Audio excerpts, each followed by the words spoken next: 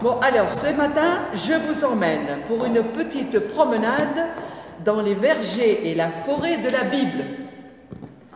Alors, on va faire 8 petits arrêts dans cette forêt pour découvrir 8 symboles des arbres. Les arbres, ils ont une petite histoire et il y a 8 symboles qui se rapportent à ces arbres. Il n'y a pas des histoires bibliques.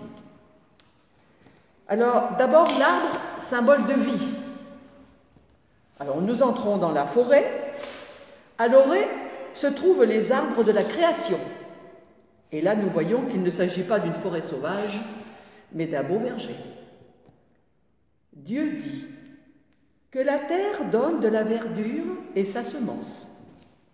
Des arbres fruitiers qui portent du fruit selon ses espèces et leurs semences. Et il en fut ainsi. La terre produisit de la verdure, de l'herbe porteuse de sa semence, et des arbres qui portent du fruit et qui ont en eux leur semence selon leurs espèces. Dieu vit que cela était bon. Plus loin, Dieu déclare à l'homme et à la femme: « Je vous donne toute herbe porteuse de semences sur toute la terre, et tout arbre fruitier porteur de semences. Ce sera votre nourriture. » Conclusion. Dès les premières pages de la Bible, que voit-on? Que l'arbre est dédié à la vie. Il est un espace de vie. Chacun habitera sous sa vigne ou sous son figuier. Il n'y aura personne pour le troubler, selon le prophète Michée. Voilà exactement l'expérience que va faire Jonas sous son ricin, qui le protège du soleil. Mais, comme Jonas n'est pas en paix avec lui-même, en refusant d'accepter le salut de ses ennemis, l'arbre providentiel se dessèche. Heureux l'homme qui trouve sa paix dans la loi du Seigneur et qui redit sa loi nuit et jour. Il est comme un arbre planté près d'un ruisseau. Il donne son fruit en son temps et son feuillage ne flétrit jamais. C'est le psaume 1. Cette symbolique de vie attachée à l'arbre nous amène tout naturellement à l'arbre de vie, planté au milieu du jardin d'Éden. Ce genre d'arbre est bien connu dans la mythologie de ces régions. Rappelez-vous, les palmiers dattiers, arbres de vie et de fécondité des jardins des dieux en Mésopotamie, ou encore aux pommes d'or du jardin des Hespérides, source éternelle de jeunesse, de jouvence, etc., etc. Dans le cas biblique, l'arbre de vie se définit en 3 dimensions. Écoutez bien. La tradition judaïste y reconnaît la Torah comme dans le psaume 1, « Heureux l'homme qui trouve sa paix », etc. Dans le livre des Proverbes, la sagesse est un arbre de vie pour ceux qui la saisissent, et ceux qui la tiennent ferme sont déclarés heureux. Et dans la tradition apocalyptique, qui envoie à l'espérance finale, près du torrent sur ses rives, ce seront toutes sortes d'arbres fruitiers. Leur feuillage ne flétrira pas, leur fruit ne s'épuisera pas. Ils donneront des primeurs tous les mois, parce que ces eaux sortiront du sanctuaire, leur fruit servira de nourriture et leur feuillage de remède. Ézéchiel 47. Un autre symbole, lieu de rencontre, l'arbre, lieu de rencontre. Revenons les pieds sur terre, avec les arbres dont l'ombre est propice à la discussion et à la rencontre. Dans le jardin d'Éden, c'est alors qu'ils sont cachés au milieu des arbres du jardin que Dieu vient à la rencontre d'Adam et Ève et engage la conversation. Dans le Nouveau Testament, c'est alors qu'il est perché sur un sycomore pour voir passer Jésus que Zachée est rencontré par ce dernier et interpellé par celui-ci.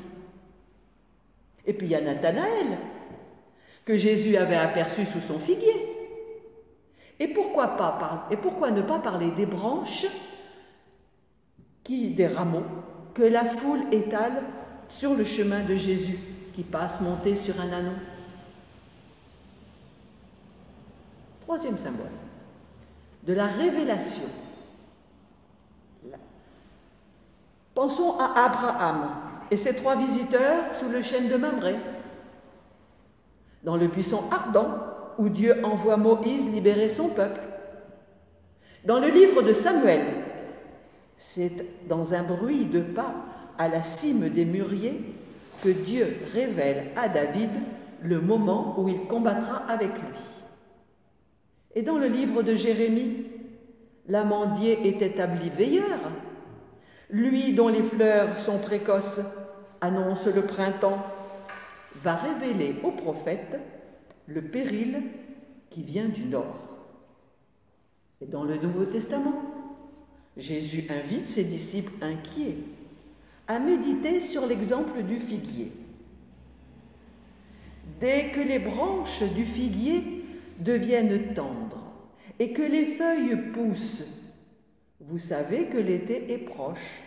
De même vous aussi, quand vous verrez ces choses arriver, sachez que le moment est proche. En vérité, je vous le dis, cette génération ne passera pas que tout cela n'arrive. C'est dans Marc 13. Et puis, l'arbre est aussi symbole des pouvoirs du monde. Alors ça, ce serait plutôt le côté négatif de l'arbre, quand il devient le symbole de la démesure, des sombres calculs, l'image des dictatures. Écoutons la fable de Yotam, que Yotam proclame pour contrecarrer le choix d'Amibélec comme roi de Sichem. Écoutez, moi notable de Sichem, écoutez et entendez.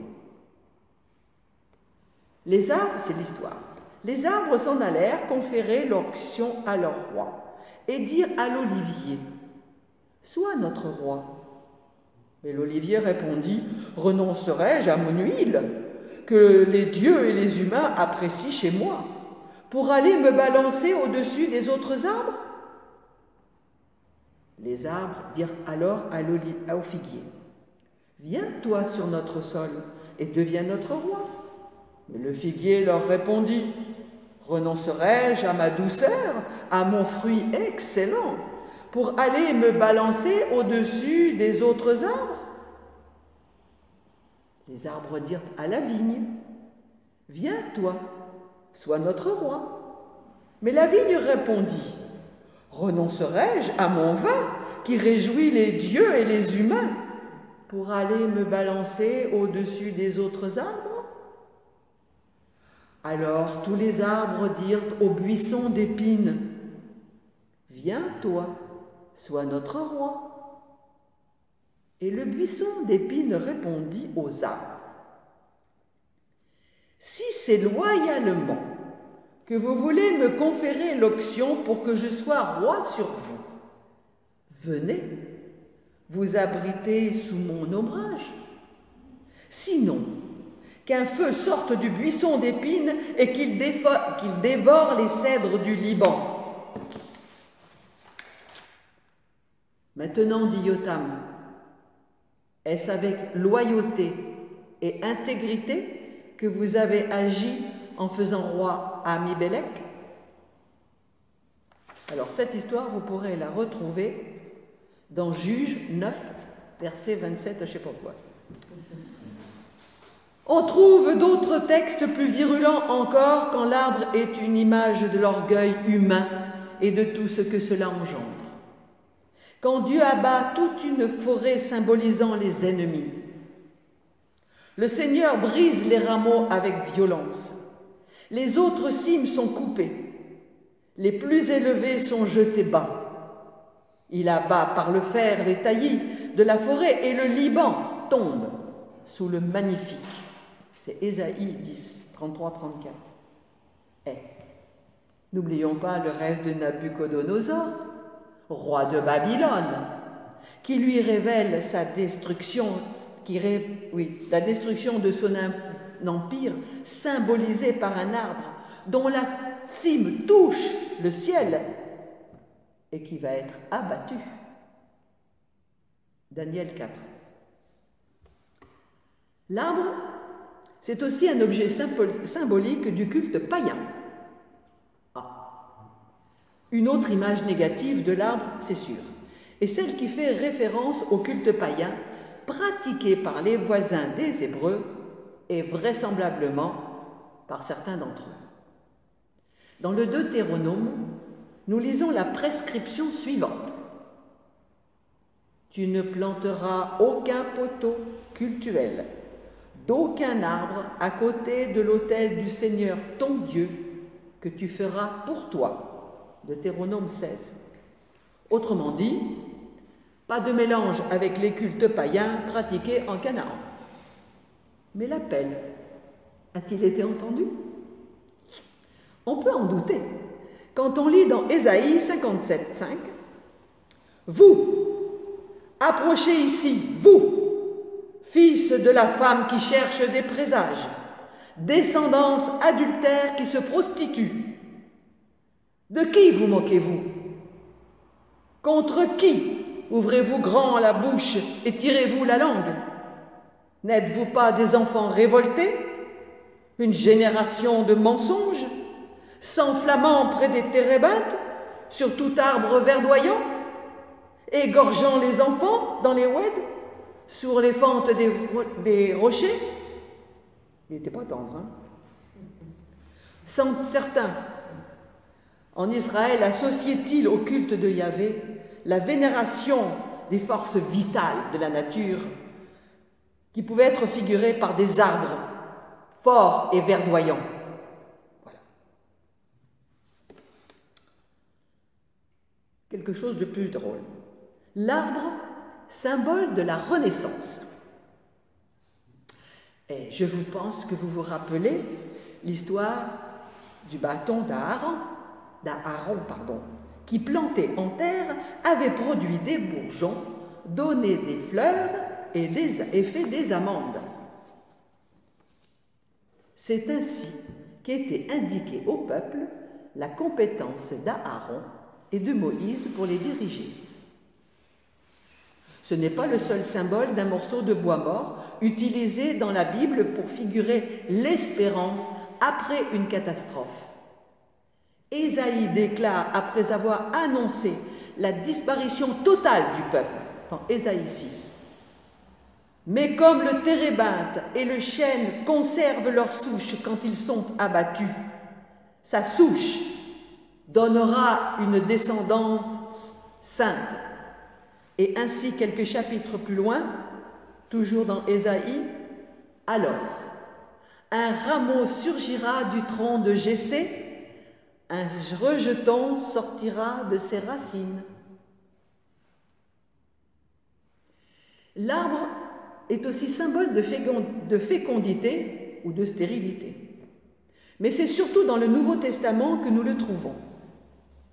Écoutons un peu Jean-Baptiste à l'encontre de ceux qui voulaient se faire baptiser sans en tirer les conséquences. Matthieu 3. Vipère, qui vous a montré comment fuir la couleur à venir? La colère. Oui, parce que la couleur, ça ne veut pas dire grand-chose. La colère à venir. Produisez donc un fruit digne du changement radical. Et ne pensez pas pouvoir dire « Nous avons Abraham pour père ». Car je vous dis que de ces pierres, Dieu peut susciter des enfants à Abraham. Déjà, la hache est prête pour attaquer les arbres à la racine.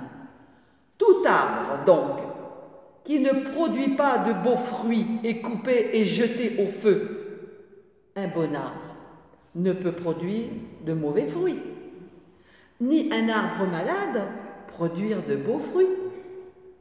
Tout arbre qui ne produit pas de beaux fruits est coupé et jeté au feu. C'est donc à leurs fruits que vous les reconnaîtrez.